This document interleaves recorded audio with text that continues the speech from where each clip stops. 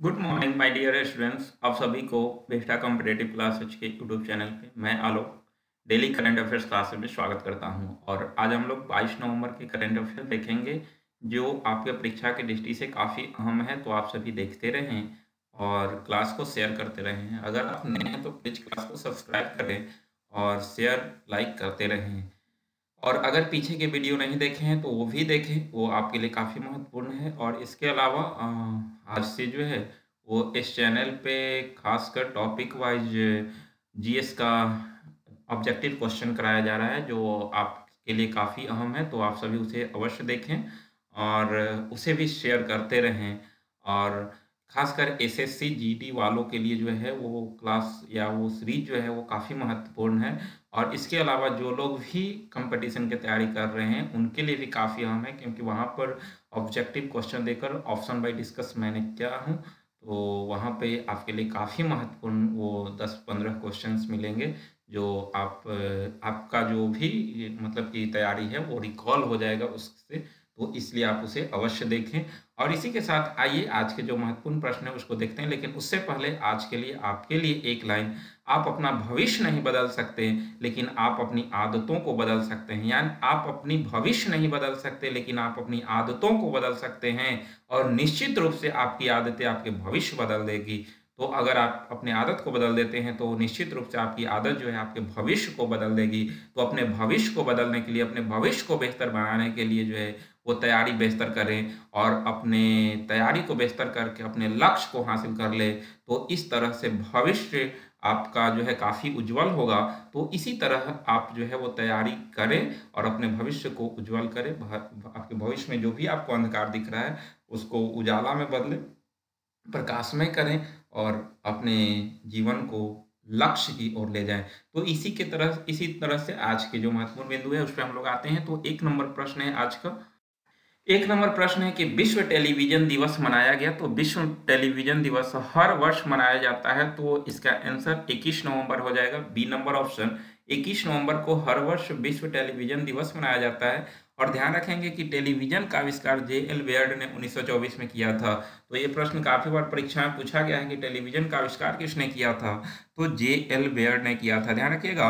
खासकर संयुक्त राष्ट्र महासभा ने शांति और सुरक्षा के लिए संघर्षों और खतरों पर ध्यान देने में टेलीविजन के प्रभाव के महत्व को बताने के लिए विश्व टेलीविजन दिवस मनाने की घोषणा किया था। तो इस तरह से खासकर ये संयुक्त राष्ट्र महासभा के द्वारा घोषित किया गया था। तो ये ध्यान रखेंगे आप। जे.एल. बेयर्ड और आज के समय में देख रहे हैं कि एक टेलीविजन से जो है वो कहाँ तक पूरा विश्व पहुँच चुका है। तो कनेक्टिविटी या संचार का माध्यम एक टेलीविजन था जो खासकर जो है वो पूरे विश्व को विकास में अहम योगदान रहा है।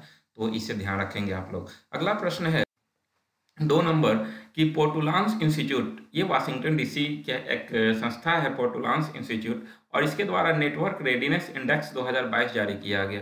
तो ध्यान रखिएगा कि इसके द्वारा जो है ये आपका जारी किया गया है नेटवर्क रेडीनेस इंडेक्स 2022। और इसमें जो है वो ध्यान दीजिएगा कि भारत की स्थान क्या है, आपसे प्रश्न में पूछ रहा है। तो इसका आंसर बी नंबर होगा 61। यानी कि इसमें भारत का स्थान 61वां है। और इसे जारी किया कौन, तो पोर्टुलांस इंस्टीट्यूट वाशिंगटन डीसी में। और यहाँ पर कह रहा है कि इनकम ग्रुप के आधार पर इसको बांटा है। हाई इनकम देश ग्रुप में यूएसए पहला पर है, अपर मिडिल इनकम ग्रुप में चीन है, लो मिडिल इनकम ग्रुप में यूक्रेन है और लो इनकम देश ग्रुप में रवांडा है। तो इस तरह से उनके इनकम के आधार पर उसे ग्रुप में डिवाइड किया गया है। और इस तरह से जो है वो सभी ग्रुप को अलग अलग डिसाइड किया गया है। तो ये ध्यान रखेंगे। और इसमें भारत का स्थान 61वां है।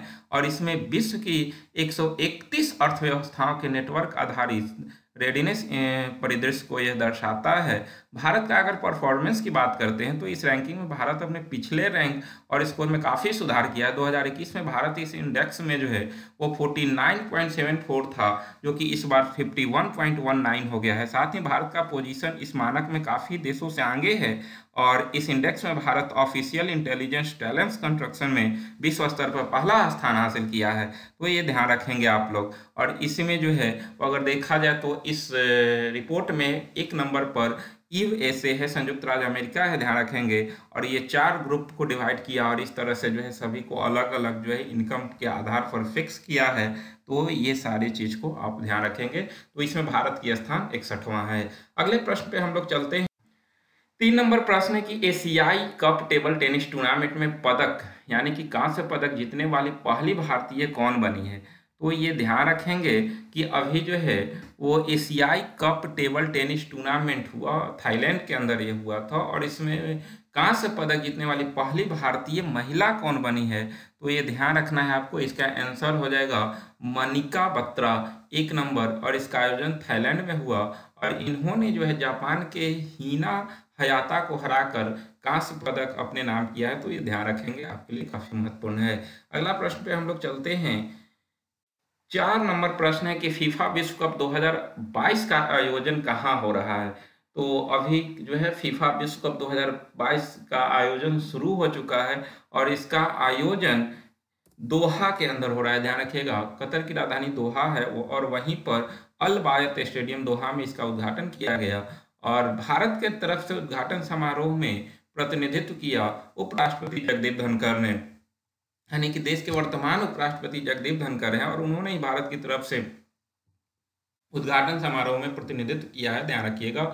और फीफा विश्व कप 2022 का शुभंकर क्या है। तो लाइव इसका शुभंकर है और आधिकारिक गीत ड्रीमर है। ध्यान रखना है, आधिकारिक गीत ड्रीमर है। तो ये सारे महत्वपूर्ण बिंदु है फीफा विश्व कप से, इसे ध्यान रखना है आप सभी को। अगला प्रश्न पे हम लोग चलते हैं। 5 नंबर प्रश्न है कि global partnership on artificials GPAI 2022-23 सत्र की अध्यक्षता कौन करेगा। तो ग्लोबल पार्टनरशिप ऑन आर्टिफिशियल 2022-23 की सत्र की अध्यक्षता, इसका आंसर भारत हो जाएगा। और फ्रांस के द्वारा जो है भारत को ये आपका जो है वो दिया गया है, खासकर जो है ये प्रदान किया गया इस समिट को आयोजन करने के लिए। तो ये ध्यान रखेंगे कि इस बार इसका आयोजन जो है वो भारत करेगा। और खासकर जो है काफ़ी महत्वपूर्ण है कि G20 का भी अध्यक्षता 2023 में भारत कर रहा है और इसके बाद इसकी अध्यक्षता भी भारत करेगा। तो खासकर GPAI जिम्मेदार और मानव केंद्रित विकास और आर्टिफिशियल इंटेलिजेंस के उपयोग का समर्थन करने के लिए एक अंतर्राष्ट्रीय पहल है और इसके लिए भारत इस बार की इसकी 22-23 सत्र की अध्यक्षता करेगा और G20 का भी अध्यक्षता भारत ही कर रहा है। तो इसको फ्रांस ने सौंपा है इस बार भारत को। तो इस तरह से ये प्रश्न को ध्यान रखेंगे आप सभी। अगले प्रश्न पे हम लोग चलते हैं।